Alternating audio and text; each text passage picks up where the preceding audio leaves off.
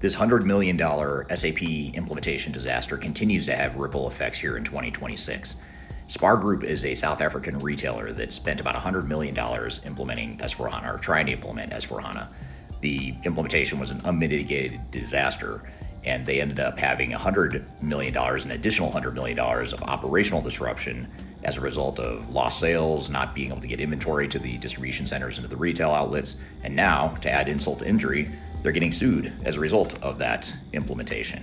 Essentially, what's happening here is a franchise group that owns some Spar franchises is suing Spar Group for around 10 million US dollars, alleging that it harmed their franchise because of the botched SAP implementation, not being able to get them the inventory they needed, and they, as a result, lost sales.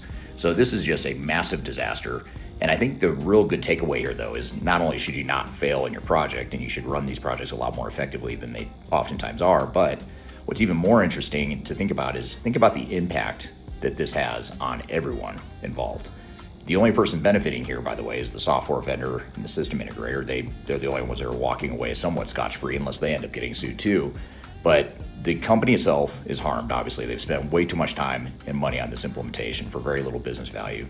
Secondly, you think about how it must have affected employees.